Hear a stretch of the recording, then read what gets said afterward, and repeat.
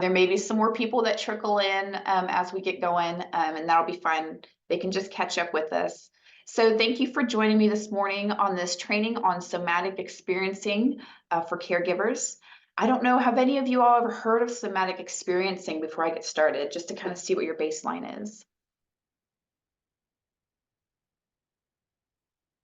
All right. So somatic experiencing is actually a form of trauma therapy. And so you'll hear me talk about trauma in this presentation, but I want you to understand that there's a lot of techniques you can use from somatic experiencing and somatic therapy, even if you don't feel like you're having to address trauma. Trauma is kind of a blanket term. And so there's really no one way specifically to describe it as far as, well, that was trauma and that's not trauma, because everyone experiences it differently. But these techniques can also be used for just stress, chronic stress, which I think in and of itself, I believe is traumatizing because it can create these woundings, these psychological woundings that can happen.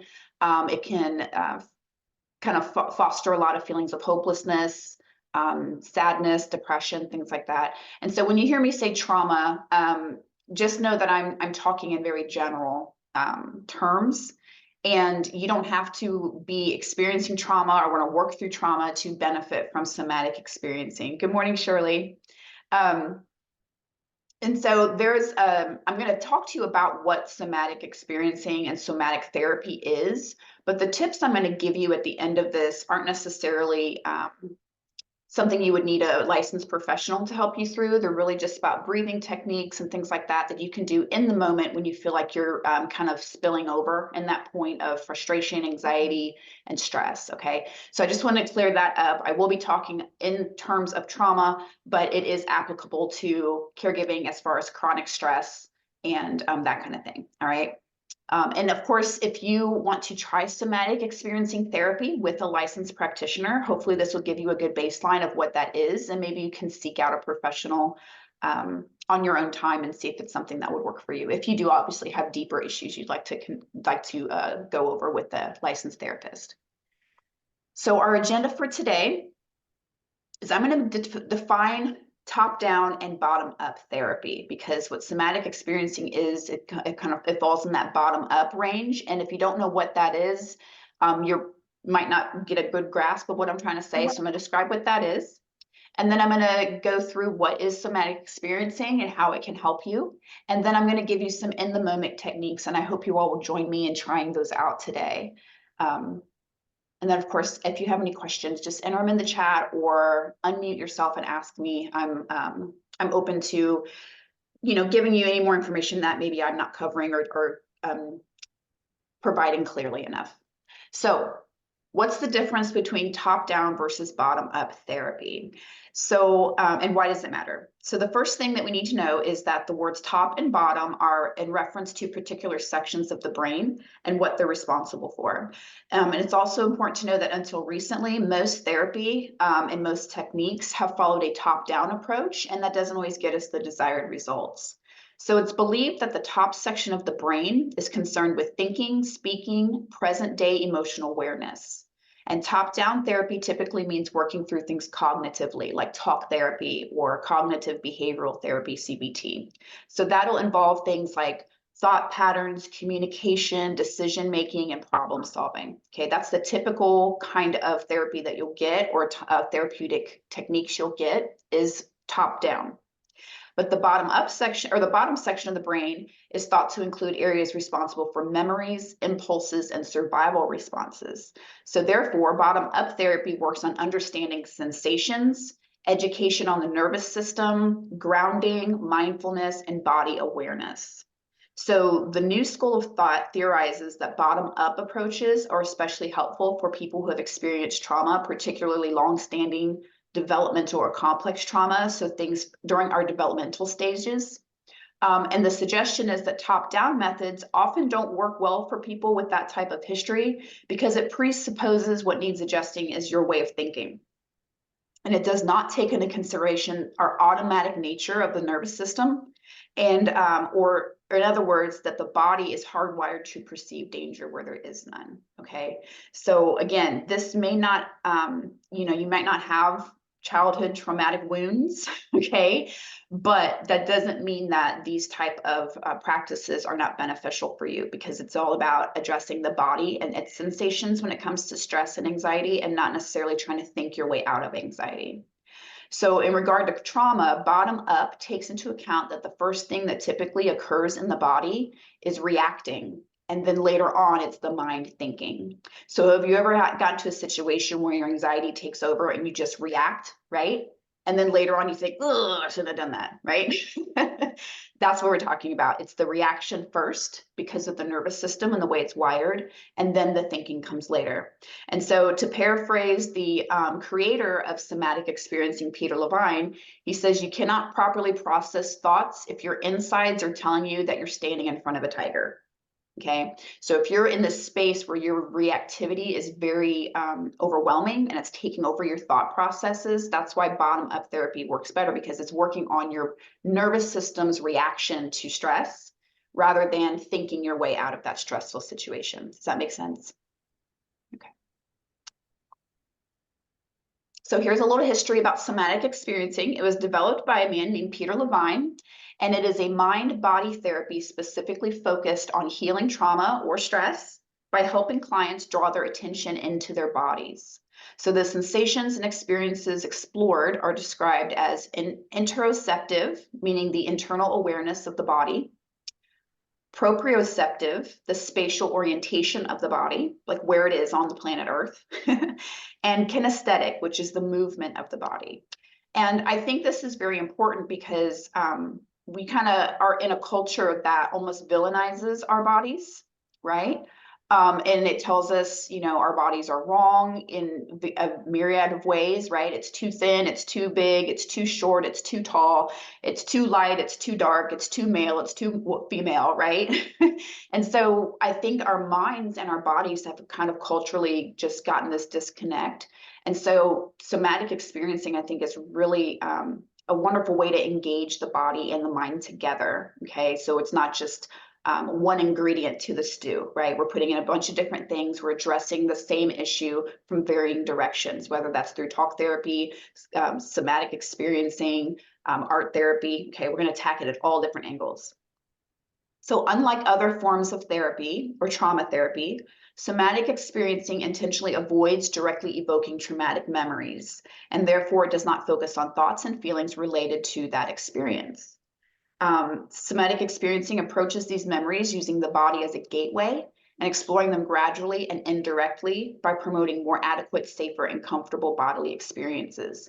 And really all that is to say, have you ever maybe tried to think of something that maybe was unsettling to you, right? It could be a trauma, it could be a stress, it could be an emotion that you're trying to avoid. And you kind of feel it in your gut, right? You feel it in your body, your jaw clenches, your shoulders scrunch up, okay? It's your body is bracing for impact almost, right? Your body is preparing you to engage your fight, flight, or freeze response.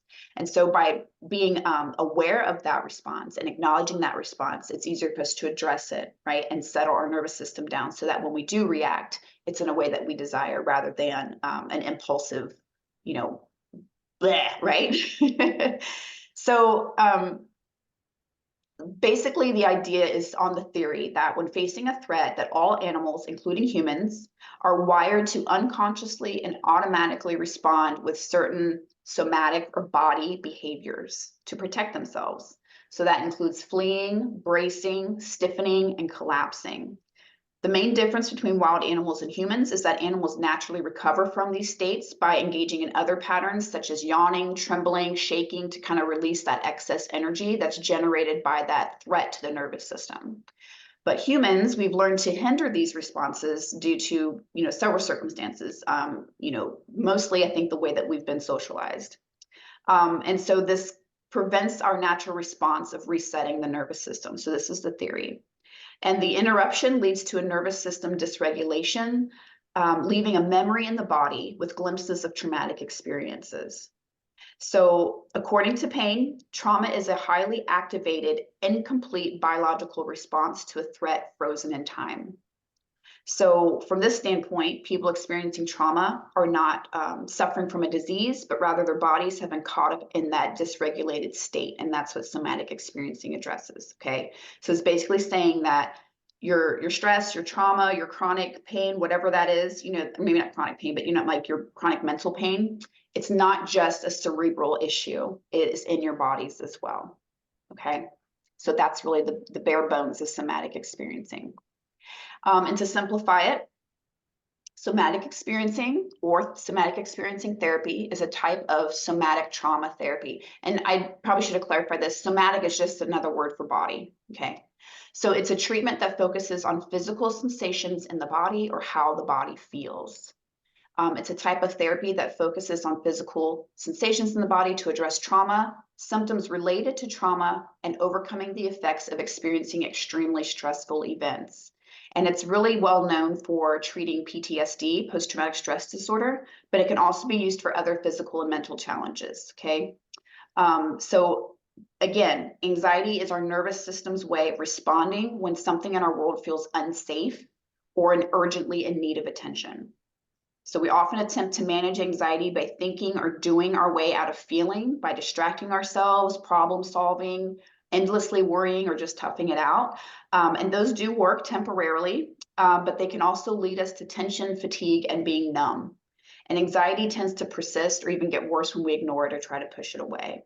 So a somatic approach to self-soothing involves turning attention directly towards the body's present moment experience of anxiety and bringing our internal resources like our breath, our sensation, movement, and touch to help us regulate that nervous system and relax our muscles, okay? So if you can think of a situation where, well, you know, I can think of many situations where my nervous system was all caught up in itself and I reacted poorly, and then it doesn't really solve anything. Like now I'm feeling anxious and guilty.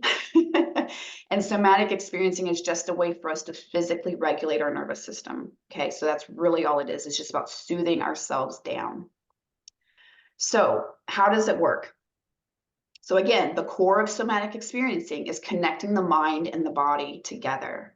The idea is that healing comes from focusing on both of the mind and the body together, not just one or the other. And there are many different techniques that are considered somatic therapy or can be used as part of somatic therapy. So an example would be yoga, right? Sometimes that's considered somatic therapy because it focuses on the connection between the mind and the body for physical and emotional healing. Breathing exercises are often used as a part of the somatic therapy, and it helps to calm the mind and the body and to bring awareness to our bodily sensations. And mindfulness-based techniques strengthen awareness of our external world, our thoughts, and the way that our body feels in that space. And it can be used as part of the process of making connections between sensations and stress. Have you ever had somebody say, you know, or if you're scrolling online, this happens to me a lot, and I'll have, you know, something will pop up and it'll say, take a deep breath, drop your shoulders, unclench your jaw. It's like, how did you know I was sitting like that, right? But then it's like, oh, I'm aware. That's what I'm doing all this. And I didn't realize it. And I was like, okay, now I need to settle down. It's like a reminder to settle down. And so when we become more aware of our body's responses to stress, then we can say, oh, I need to take a breath. I need to breathe. I need to relax. I need to unclench my jaw because that body's tension is getting more and more extreme, right? So we can use meditation or breathing exercises also as a way to calm the body and the mind and to increase awareness, okay? So self-regulation in general, emotional self-regulation is about guiding yourself through our emotions so we can shift gears when they're leading us to feel distressed, okay? So again, if you notice, you can start to notice these patterns when you start to get stressed. What is my body telling me? Then you can start to shift gears, okay? Before you get to a point where there's, you know, there's no going back. Within somatic therapy, self-regulation is about the nervous system, it's about the body. And unresolved trauma or stress can lead to dysregulation of our autonomous nervous system, of just the way our nervous system reacts autonomously. So that means that you're probably on high alert all the time, and you might react to everyday stress and events in a way that's connected to past traumas, right? Or unresolved stress. So according to the somatic experiencing approach, talk therapy might not always be able to access this complex body process. So by working with our physical senses, it could lead us to release and shift these patterns. Okay, so again, somatic experiencing is just about checking in with your body and taking cues from your body when you start to get stressed or overwhelmed or feeling like you can't continue because your body's just done. Okay, and being aware of our body instead of trying to shame it or ignore it or distract it or numb it. We're going to let it say what it needs to say so that we can release that and move forward. Okay. So what does somatic experiencing treat? So it's primarily used again for symptoms of extremely stressful events or trauma. A lot of times it's used for PTSD, but it can also be used for symptoms of stress and anger in people who have not been diagnosed with PTSD. And I'll just be frank with you. I think a lot of people who are in a high stress, high anxiety caregiving situation, especially if the prognosis for your loved one is not recovery, that's pretty traumatic, I think, honestly. And I feel like there's probably a lot of you who maybe experience some post-traumatic stress disorder symptoms. So even if you haven't gotten that diagnosis, I'm sure there's some of these symptoms that maybe resonate with you. So some of the things that it can help with is anger, anxiety, depression, disability-related physical pain, grief, insecurity, mood challenges, right? One day you're good, 1 minute you're good, 1 minute you're next, or you're not. Physical pain, self-doubt, stress, trauma, and unwanted thoughts. And that's just a few. However, somatic experiencing is used with different populations and different people who face different challenges. And so the effectiveness of this practice varies. It has been shown effective in reducing both physical and mental symptoms, but everyone's going to have a different experience, okay? And people who've tried somatic experiencing have also increased their mobility, just being able to physically move parts of the body that maybe were restricted before, especially if you are tensing, bracing, right? I know a lot of my chronic back pain comes from stress because I'm always tensing, waiting for something bad to happen, right? They have an increase in mental resilience, so being able to adapt and cope and overcome stress and hardships. The quality of life has been increased, being able to take part in activities and enjoy life with fewer symptoms. However, there is conflicting research, and some people who try somatic experiencing don't really see the benefits. But if you seek out a qualified mental health professional like a therapist or a psychologist, they can help determine if this method of treatment is good for you in your situation. Now, again, I'm not going to do somatic therapy with you because I'm not a licensed practitioner yet. But I can give you some of the techniques that they use in therapy that you can do at home that can maybe give you some relief. So here's some good some techniques I'm going to talk to you about that can help you reconnect with your body. And think of your body as a container of feelings and sensations. And we have to find safety and containment in that body. If you were part of my boundaries presentation last week, you can it's kind of along that same theme of where we have to know where we end and someone else begins. And feeling safe in our own body in that container for our own energy is really the core of self-regulation. So these techniques can develop a sense of grounding and centering throughout the body. And that helps you describe and track bodily sensations and feelings, right? So I'm feeling stressed and this is a sign my body's telling me that I'm stressed. And then you can start to discharge that energy from that fight, flight, or freeze response. Of course, a trained therapist in somatic experiencing will monitor those sensations and behaviors with you and help you to regulate and avert overriding, and they can help you override that nervous system by purposely concentrating on self-soothing behaviors. So we can learn self-soothing behaviors outside of a therapeutic office, and we'll go over some of those, but here's just a few. Just noticing your physical comfort. I had a really stressful week. And I have this thing I call my Cookie Monster Snuggie because it's just this big, fluffy, god-awful, ugly one-piece like nightie. And it's so, so soft inside and outside. And just putting that on and just actually taking time to feel the comfort of that is very soothing. So just noticing when you're physically comfortable, right? Maybe you've got a nice comfy bed or a nice comfy couch or spot, you know, on your patio that you love to spend time on. And just sitting in that space and noticing how you're comfortable, that tells your nervous system you're safe. Okay. Self-soothing, self soothing touch. So when we have trauma or chronic stress, it can feel like our physical boundaries are being broken, right? Where somebody else's energy is bleeding into ours. And so it's essential to recover that boundary space by working with the body. And by self-soothing touch, it can instill containment and create that soothing sensation. And I'll give you some more examples of that later. Soothing breath. So breath and touch can help soothe the body and the mind.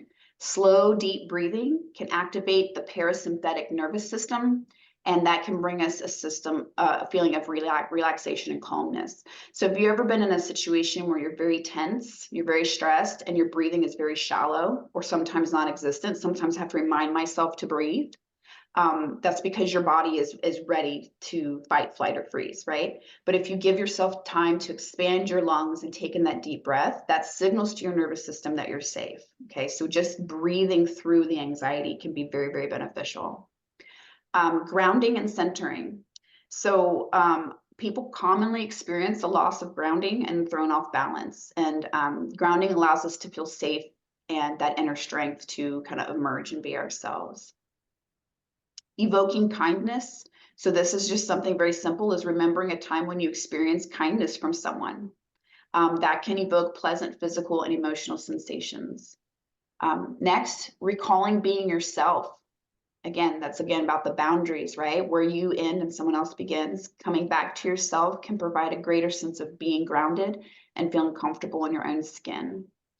The next one is the VOO sound. It doesn't have to be the VOO, but making any sound or vibration with your own voice can have a soothing effect on the body, and it can be a means to discharge that nervous system activation. That's why, like, sometimes you'll see like monks, you know, doing the Om sound, right?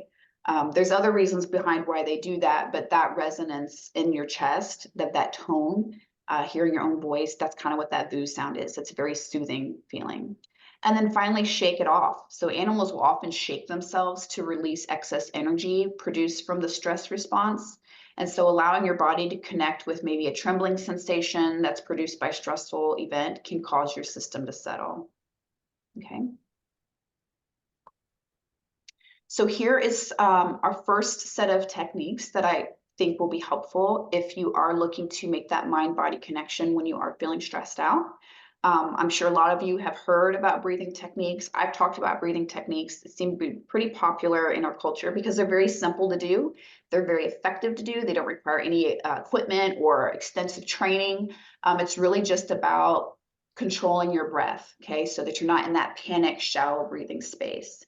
So I would like for you to try this with me. If you don't want to, that's fine too. But box breathing is a very simple one. I teach this to my children. You just inhale for a count of 4. You hold your breath in for 4 counts, exhale for 4 counts, and then hold your breath for another 4 counts. And you do that for 3 to 6 cycles. So it's breathe in, hold, exhale, hold. And when you control your breath in that manner, you do it 3 to 6 cycles, that's telling your body it's fine. We don't have to run. We don't have to fight. We don't have to freeze, right? We're breathing in a nice, relaxed, steady pace, okay? And that tricks your body into saying, okay, we're good, right? Because your mind can be telling you that you're in this horrible event, but your body, yes, George? Miss Jenny, yes. Is that sort of like the same thing that your Apple Watch tell you to do? Yep. Yep. Would that be considered that? Okay. Yeah, so I don't have an Apple Watch because, you know, I got 5 kids and I'm broke, but I've heard they're really awesome. But yeah, they do have a lot of those things on like the newer watches and the phones and stuff that can just kind of prompt you to take those nice calming breaths, because it really does make a difference. Now, of course, you know, breathing ain't gonna pay your bills and breathing ain't gonna make everybody well, but it can definitely get you to a space where you can think clearly and address whatever is stressing you out a little easier than just reacting, okay? Right. Another way to do relaxing with breath is the 5-7-8 breathing. It's very similar to the box breathing, except you close your lips and inhale through your nose for a count of 4, hold your breath for a count of 7, and then exhale completely through your mouth, making a whoosh sound for a count of 8, and that will complete the cycle. Okay. And so you do that for 3 more cycles. And again, it's just controlling that breath, because when you're in a panic state, when we're in a high anxiety state, our breathing is very shallow and it can be very rapid. Okay. And that's signaling to our body that we got to run, or we got to freeze, or we got to fight. But breathing lets your body know that you're safe. Okay. Next, grounding with sensation. This is another one I teach my kids. They all have anxiety, and I do deal with children often who have anxiety issues. And so this is a really good one. This is a grounding technique. And grounding is really just a word that we use to say, you know, your feet are on the ground, your body, you know, you're in your body, right? You're in this 3D world, right? And just sensing the space that you're in. Because oftentimes when we get caught up in anxiety of past or present events, or stress, we're not in the present moment. We're not here in, you know, standing on our 2 feet. So grounding techniques remind your body that you're here, you're safe. Okay. So it's very simple. Begin with 5 things that you can see. Notice the colors, shapes, location, details of 5 things in your environment. And just really take your time to see what you're seeing. Next, find 4 things that you can touch. You can sense the texture, the temperature, and any details about each thing that you contact. Next, locate 3 sounds that you can hear. Take your time and include sounds that are both near and far. And then after that, notice 2 things that you can smell in your environment. Hopefully they're pleasant. And then finally, taste. You can notice if there's a taste that you're aware of in this moment. And a lot of times, a good trick to use would be sour candy. If you really feel like you're in a headspace where you're feeling a lot of anxiety, pop a sour candy in your mouth, and it like shocks your system back into reality, right? So if you notice with these grounding techniques with sensations, we went through all 5 senses, right? Again, you're reconnecting back to your body. Okay, you're not projecting into the future about what's going to go bad, and you're not going back to the past about what has gone wrong. You're sitting present with your body and letting your body know that it's safe. Okay. Next, another tip about relaxing with sensation. This one I use often just for myself, because I do get spiraled up more often than I'd like to. It's just running water over your hands. You can start by running cold water over your hands, focusing on how the temperature feels on each part, right? From your wrist all the way down to your nails. And then switch to warm water and focus on how that sensation on your hands changes. So do that for a few minutes until you calm down. Again, you can see this pattern where you're snapping yourself out of your mind and into your body, okay? And just focusing on that makes your body know it's safe. This one is a little awkward for me to do, but it is very helpful for a lot of people to tense and relax different parts of your body. So an example would be to press your feet down to the ground as hard as you can for a few seconds, and then release the pressure and notice how your feet feel. You can also squeeze the arms of your chair as tightly as you can, and then slowly relax and let go. Again, you're creating sensations in your body to focus on, to snap you back into the present moment, okay? Now we're going to talk about relaxing with touch. So this is one called the butterfly hug. And I've got a little video, and there is sound, but since the last one I had with sound was kind of a flop, you don't need the sound. So I'll just explain it to you, and then I'll show you what it looks like. So the butterfly hug is just finding a comfortable place to sit. And you can close your eyes or soften your gaze so you're not really focusing on anything. And you guys could probably even try this right now if you wanted to. You cross your arms in front of your body and bring each hand to touch the opposite side or opposite arms or your chest, whatever you're comfortable with. And then your right hand will rest on your upper arm or your collarbone and the left side of your chest and vice versa. Okay, so it's just crossed. And you begin to alternate tapping your right hand and then your left, where your hands are making contact with your body. And notice your breath as you continue alternating tapping right and left, okay? Make sure, you can just notice, is it shallow? Is it rapid? Is it smooth? Is it calm? Is it deep, right? Notice if a firmer tap or a lighter tap makes you feel more at ease, and also take notice of the pace of your tapping. And so you continue tapping until you feel more at ease, calm, or find a sense of relief. So here's this video. I've got a very, there we go. Got a very lovely presenter here to show us what that looks like. And you don't have to hear what she's saying. You can just see what she's doing.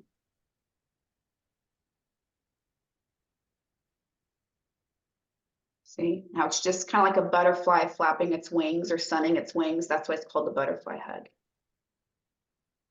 Okay.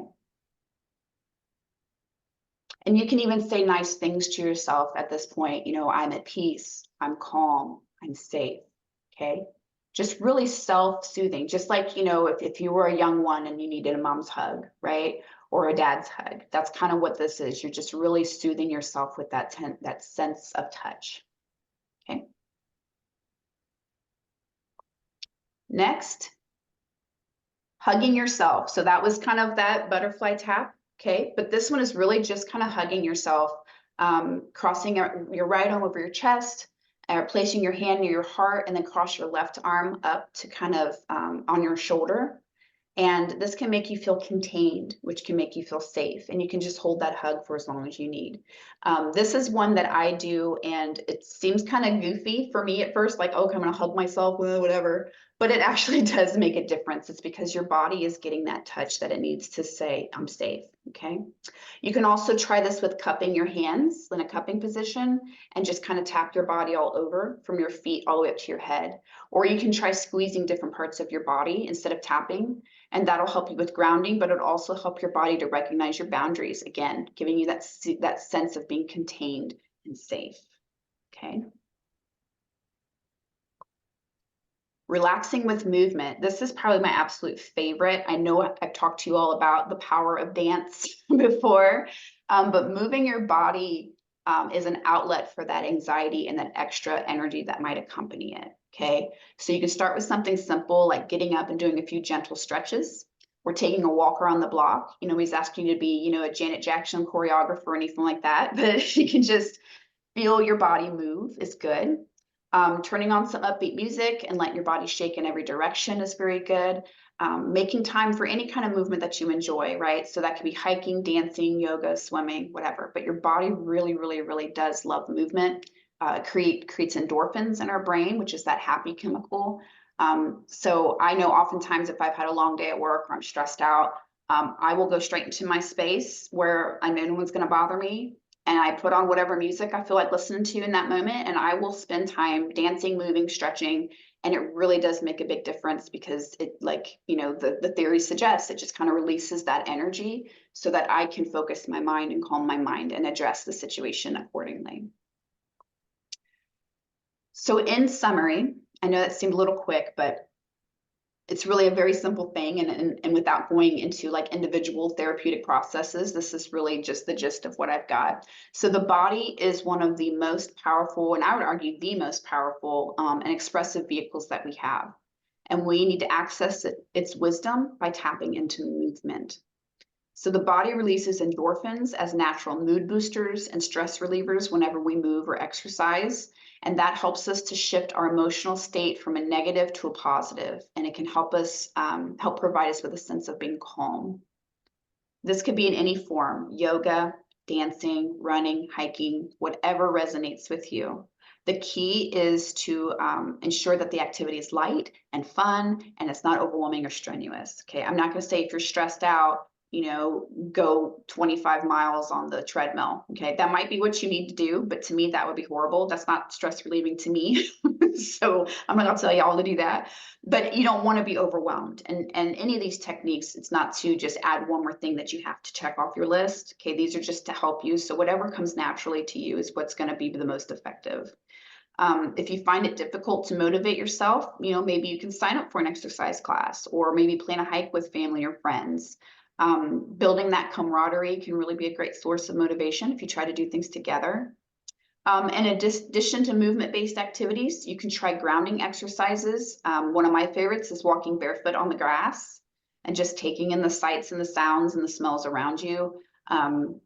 You know, and you can even just do this if you have an apartment building and you don't have grass and you just have a balcony, you can still sit out there and notice the sounds and notice how the sun feels on your face and notice the wind in your hair, right? That's very, very easy to do.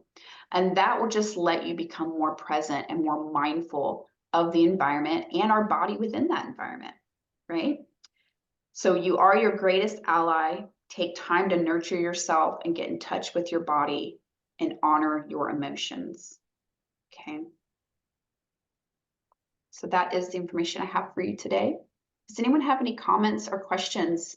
We've got plenty of time if you guys are feeling chatty. Good morning. Can you share that with us today, that PowerPoint? I want to print the slides out and put it on my wall because there are some. I mean, you know, Yeah. I do meditations and yoga, but these are like really right away that you can go and do. Yeah, and that's, I think for me, that's what makes the difference. Yeah. Yeah. She was gonna tap, just fly away. Yeah. Yes. Angry butterfly. Yes. Whatever you got to do, girl, whatever you got to do. But yeah, and I think it is important because, you know, not everybody wants to go to a therapist or can, right? And these are the techniques that if you went to a therapist that they would teach you, right? These are things you can do in the moment.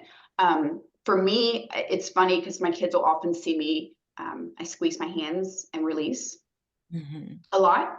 And then I do, like I do that all the time. Yeah.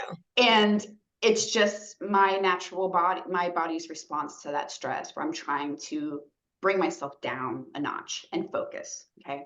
So yes, I'm more than happy to share those techniques with you.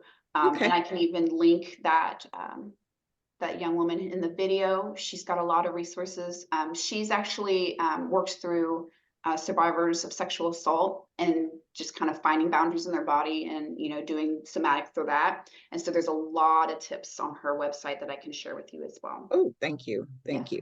Because there are times I just go out on the patio and I'm just sitting there and just, you know, you're praying and meditating or whatever. So I love that butterfly one because you can just sit there and it does. So yeah, that's great. Thank you. You're welcome. Anybody else have anything they want to share or comments, questions?